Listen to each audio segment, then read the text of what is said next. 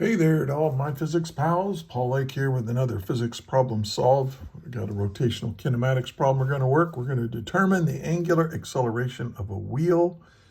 And to solve that, we are going to need to use the rotational kinematic equations for constant angular acceleration. So this is what we're going to be practicing. Let's read the problem. A rotating wheel requires 3 seconds to rotate through 37 revolutions. Its angular speed at the end of the 3-second interval is 98 radians per second. What is the constant angular acceleration of the wheel? This one's a little tricky, a little bit tricky. So not a super hard problem, but it's a little tricky. So give it a try. I'm going to write down what's given here, but while I'm doing that, pause the video and try to work it yourself. And if you get stuck or you want to check your work with mine, hit play. And I do teach as I work the problem, so don't skip around too much. That's my recommendation. But let's get started. So we got a rotating wheel. Requires 3 seconds to rotate through 37 revolutions. So let's just draw a wheel here so I can kind of visualize what's going on. So maybe I'll put some spokes in here or something. But here's the wheel, and we're going to rotate it around like this. And we know that at 3 seconds, so t equals 3 seconds, it rotates through 37 revolutions. So what is that? Well, that's an angular displacement. That's your delta theta. Anything that ends in revolutions or radians, that's an angular displacement, which we call delta theta. 37 revolutions. Okay, its angular speed at the end of the 3-second interval is 98 radians per second. So that's omega final is 98.0 radians per second. And we're going to try to find what is the constant angular acceleration of the wheel. So we want to find that angular acceleration. Now, what do you notice about what's given here? I mean, in all the most problems, they're going to give you a value. They don't give it to you here. And that is, we don't know what the initial angular velocity is. Okay, well, let's try and solve it. And well, first let's take a look at those kinematic equations. And here they are. Here are the 4 kinematic equations that I use, the way I express them. And here are the quantities that we use and the variables we use with those quantities and the units. I call this a quantity chart, so I would keep one of these if I were you as you go along in your physics studies. Not only the equations, but also what the variables, what quantities the variables represent, because sometimes when you're reviewing, it's hard to remember. And oh man, there's so many variables, so many equations. So it's good to have something like that to help you memorize it and help you remember it if you're working a problem or studying for a test or whatever. All right. So here's the thing, though. I'm trying to find angular acceleration, and notice that if I'm trying to find angular acceleration, it's here. But notice that I need to know what that initial angular velocity is because it's in this equation here. Now, if I use this equation, once again, I don't know what that initial angular velocity is. And if I use this equation to solve for the angular acceleration, I need to know what that initial angular velocity is. So that's what's tricky about this. So what are we going to do? Well, we're going to find what the initial angular velocity is, and then we're going to plug it in to find the acceleration. So I'm going to start with this equation. The final angular velocity is equal to the initial angular velocity plus the angular acceleration times time, because this is the simplest one. And then I can solve for the angular acceleration. Subtract, so this is just going to be the final angular velocity minus the initial angular velocity divided by time, the time interval between them. Okay, so what do I know? I know what this is, and I know what this is, but I don't know what that is. So this is a clue. I like to start with what I'm trying to find, and then I solve for it, and I go, okay, hey, you need to find that initial angular velocity.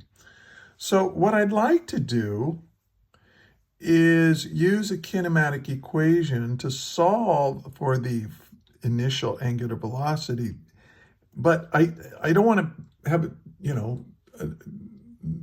I don't want to have angular acceleration in that equation, because then I've got two unknowns in there, right? So I look at my equation and I say, which of these does not have angular acceleration in it? Well, it's this one right here. And so I can use, but I do know what delta theta is. I know what the angular displacement is. I know what the final angular velocity is. I know what the time is, so I can find that initial angular velocity. I can solve for it. So let's do that. So we can say that the change in angular position is equal to the final angular velocity plus the initial angular velocity divided by 2. This is the average angular velocity, and it is an arithmetic average as long as your angular acceleration is a constant. And then times time. So we're going to solve for this guy. So the first thing I'm going to do is multiply both sides by 2 and divide by t. So if I do this, I get the final plus the initial angular velocity is equal to twice the angular displacement divided by time. And then I'm going to subtract from that the initial, that's what I'm solving for, sorry. I'm going to subtract from both sides now this final angular velocity.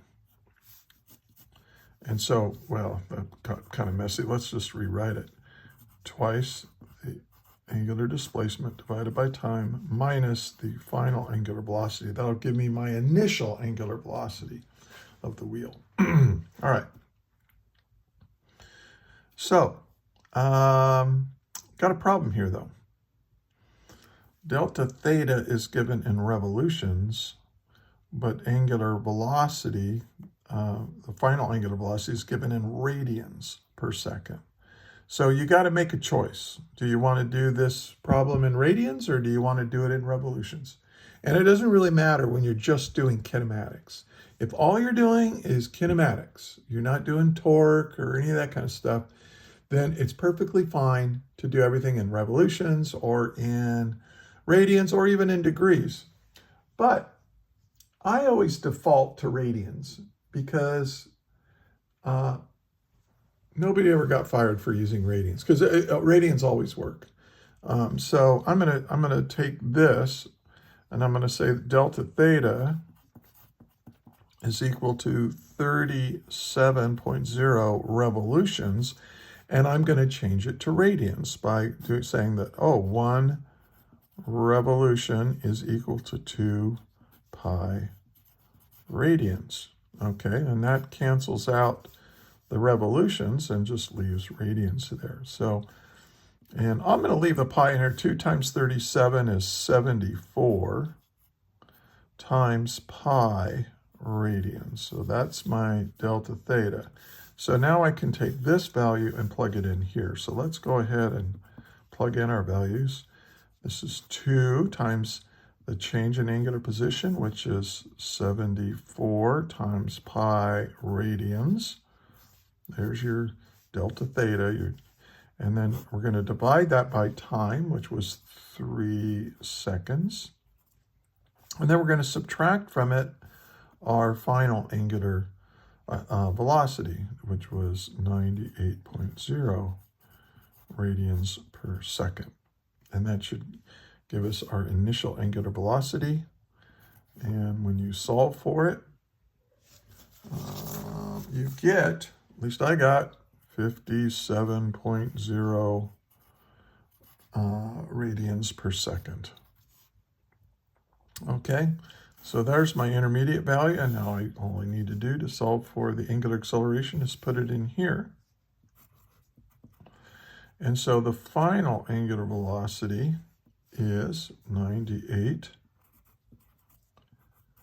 radians per second minus the initial angular velocity, which we've just calculated as being 57 radians per second.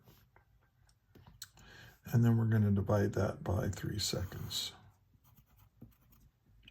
And when you do that calculation, we get our answer. 13.7 radians per second squared. Okay, now in a second, I'm going to show you how to check your work to make sure you got it right. Like, let's say you're doing this on a test and you have some extra time. Maybe there's 7 minutes left before the teacher collects the exam. There are things you can do to check your work. So I'm going to show you that in a minute. But hey, if you found this helpful, please give it a like, share it with your friends, share it with your instructor,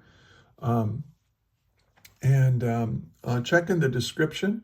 There's a way to get, I have lots of other videos like this and lessons and lectures and so on. I'm getting it all very well organized. And so, share that. And then if you have a question or anything, leave it in the comments. I do respond to every comment. And, okay, let's check this work.